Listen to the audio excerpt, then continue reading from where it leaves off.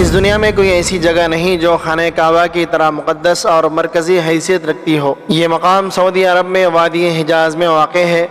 روزانہ ہزاروں افراد 24 گھنٹے خانہ کعبہ کا طواف کرتے ہیں۔ خانہ کعبہ کی مقدس تصاویر لاکھوں گھروں کی زینت ہے۔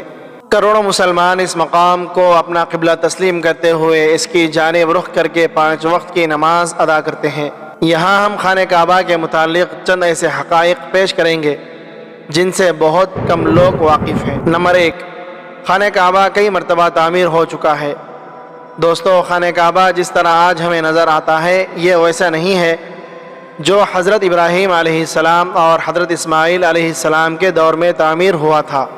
وقت کے ساتھ پیش آنے والی قدرتی آفات اور حادثات کی وجہ سے اس کو دوبارہ تعمیر کرنے کی ضرورت پڑتی رہی ہے۔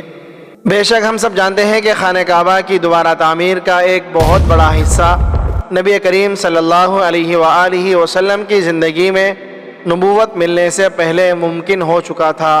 یہ وہ وقت تھا جب نبی کریم صلی اللہ علیہ وآلہ وسلم نے ایک بڑی خون ریزی کو اپنی دور اندیشی سے روکا تھا۔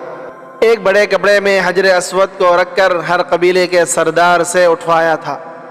اس کے بعد آنے والے وقت میں کئی مرتبہ خانہ کعبہ کی تعمیر ہوتی رہی ہے۔ آخر میں خانہ کعبہ کی تفصیل سے آرائش 1996 میں ہوئی تھی، جس کے نتیجے میں بہت سارے پتھروں کو ہٹا دیا گیا تھا اور بنیاد کو مضبوط کر کے نئی چھت ڈالی گئی تھی۔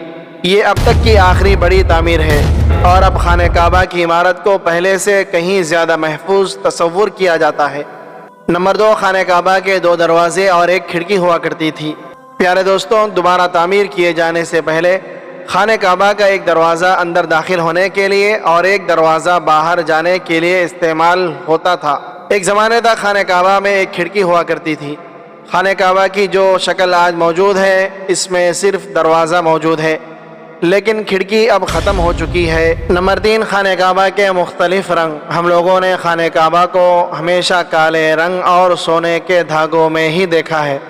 ہم اس کو کسی اور رنگ میں تصور بھی نہیں کر سکتے۔ یہ روایت ابو اسید جن کے گھر کا رنگ کالا تھا ان کے دور سے چلی آ رہی ہے، لیکن اس سے پہلے خانہ کعبہ مختلف رنگ کے غلاف سے ڈھکا رہتا تھا۔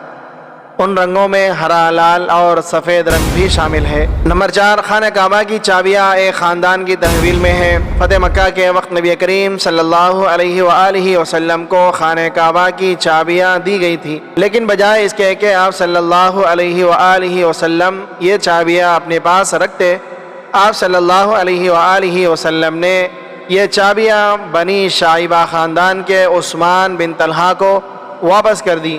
اس وقت سے آج تک وہ ان چابیوں کے روایتی رکھوال ہیں اور نبی کریم صلی اللہ علیہ وآلہ وسلم کے نادر الفاظ کی روشنی میں یہ چابیاں ہمیشہ ان کے پاس ہی محفوظ رہیں گی۔ حضور اکرم صلی اللہ علیہ وآلہ وسلم نے فرمایا تھا، اے بنی طلحہ، یہ چابیاں روز قیامت تک تیری تحویل میں رہیں گی، سوائے اس کے کہ وہ زور زبردستی تجھ سے غیر اخلاقی طریقے سے چھین لی جائے۔ نمبر 5، پہلے خانہ کعبہ عوام کے لیے کھلا رہتا تھا۔ پیارے دوستوں، پہلے خانہ کعبہ ہفتے میں 2 مرتبہ عوام کے لیے کھلا ہوتا تھا۔ کوئی بھی خانہ کعبہ کے اندر داخل ہو کر عبادت کر سکتا تھا، لیکن موجودہ زمانے میں زائرین کی تعداد زیادہ ہونے کی وجہ سے اور دوسری وجوہات کی بنا پر خانہ کعبہ کو اب سال میں صرف 2 مرتبہ کھولا جاتا ہے اور اس میں صرف اعلیٰ شخصیات اور خاص مہمان ہی داخل ہو سکتے ہیں۔ نمبر 6، خانہ کعبہ کے آس پاس تیراکی کی جا سکتی تھی۔ پیارے دوستو، خانہ کعبہ وادی کے نچلے حصے میں ہونے کی وجہ سے دیگر مسائل میں سے ایک مسئلہ یہ بھی تھا کہ جب بارش ہوا کرتی تھی تو وادی میں سیلاب آیا کرتا تھا۔ یہ مکہ جیسے شہر کے لیے کوئی انوکھی بات نہیں تھی، لیکن یہ بات دوسرے مسائل کی وجہ بنتی تھی۔ اس وقت یہاں سیلاب کی روک تھام اور پانی کو نکالنے کے لیے کوئی نظام موجود نہیں تھا۔ بارش کے آخری دنوں میں خانہ کعبہ پانی میں آدھا ڈوبا رہتا تھا، اور یقیناً یہاں پر آپ کے ذہن میں ایک سوال آتا ہوگا کہ کیا اس وجہ سے طواف کعبہ رک گیا تھا؟ ہرگز نہیں، مسلمانوں نے خانہ کعبہ کے ارد گرد تیراکی شروع کر دی تھی۔ نمبر 7، خانہ کعبہ کو تعمیر کروانے والے حکمرانوں کے نام کی تختی۔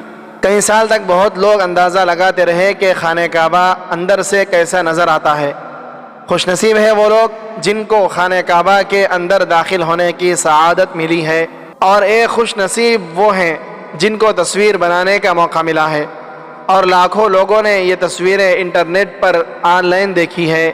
خانہ کعبہ کا اندر کا حصہ سنگ مرمر اور ہرے رنگ کے کپڑے سے ڈھکا ہوا ہے۔ جس دور کے حکمران نے خانہ کعبہ کی دوبارہ آرائش کروائی تھی، اس نے خانہ کعبہ کے اندر اپنے نام کی تختی بھی لگوائی ہے۔ نمبر 8، خانہ کعبہ کی تعداد 2 ہے۔ دوستو، خانہ کعبہ کے بالکل اوپر جنت میں ایک اور خانہ کعبہ موجود ہے، جس کا ذکر قرآن مجید میں بھی آتا ہے۔ نبی پاک صلی اللہ علیہ وآلہ وسلم نے بھی اس بات کی نشاندہی کی ہے۔ اللہ کے نبی صلی اللہ علیہ وآلہ وسلم نے معراج کا واقعہ سناتے ہوئے فرمایا، جب مجھے بیت المعمور دکھایا گیا تو میں نے حضرت جبرائیل علیہ السلام سے پوچھا۔ انہوں نے جواب دیا کہ یہ بیت المعمور ہے، جہاں 70,000 فرشتے روزانہ اللہ کی عبادت کرتے ہیں، اور جب وہ یہاں سے جاتے ہیں تو واپس نہیں آتے، مطلب ہمیشہ نیا دستہ ہی آتا ہے۔ نمبر 9، حجر اسود۔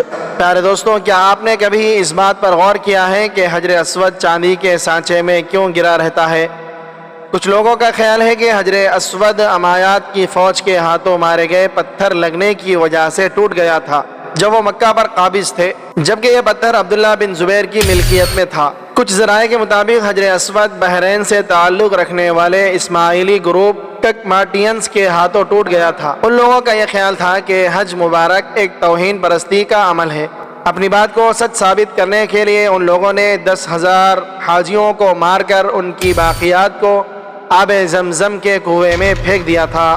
یہ غیر انسانی عمل کافی نہیں، یہ شیطان حجر اسود کو عرب کے مشرق میں لے گئے اور پھر عراق کے شہر کوفہ لے گئے، جہاں اس کے عوض تاوان وصول کیا گیا۔ جب ان کو مجبور کیا گیا تھا کہ حجر اسود کو واپس کر دے، جب اسے واپس کیا گیا تھا تو یہ ٹکڑوں میں تھا، اور اس کو یکجان کرنے کا صرف ایک ہی طریقہ سمجھ آیا تھا کہ اس کو چاندی کے سانچے میں رکھا جائے۔ کچھ تاریخ دانوں کے مطابق اس مقدس پتھر کے کچھ حصے آج بھی کہیں گم ہیں۔ نمبر 10، نبی کریم صلی اللہ علیہ وآلہ وسلم کو نبوت ملنے سے پہلے جب خانہ کعبہ کی دوبارہ تعمیر ہوئی تھی، تب قریش نے اس بات کی حامی بھری تھی کہ وہ حلال کمائی کے ذریعے ہی اس کی تعمیر مکمل کریں گے۔ اس کا مطلب یہ ہے کہ جوے، لوٹ مار، سود، جسم فروشی جیسے حرام کاموں سے کمایا ہوا پیسہ استعمال نہیں ہوگا۔ قریش اتنے امیر تجارتی شہر میں ہونے کے باوجود اتنی رقم جمع کرنے میں ناکام ہو چکے تھے جو خانہ کعبہ کی تعمیر اس کے اصل سائز اور رقبے کے حساب سے کر سکے۔ انہوں نے خانہ کعبہ کی چھوٹی عمارت تعمیر کی اور اس کی دیواریں مٹی کی اینٹوں سے بنائی۔ اپنی زندگی کے آخری حصے میں حضرت محمد صلی اللہ علیہ وآلہ وسلم نے خانہ کعبہ کی دوبارہ تعمیر کا ارادہ کیا تھا، مگر یہ عظیم فریضہ انجام دینے سے پہلے ہی آپ صلی اللہ علیہ وآلہ وسلم اس دنیا سے کوچ کر گئے۔ خلیفہ عبداللہ بن زبیر کے دور حکومت کے چند سال کے مختصر وقفے میں خانہ کعبہ اسی شکل میں موجود تھا جس میں نبی کریم صلی اللہ علیہ وآلہ وسلم نے دیکھا تھا۔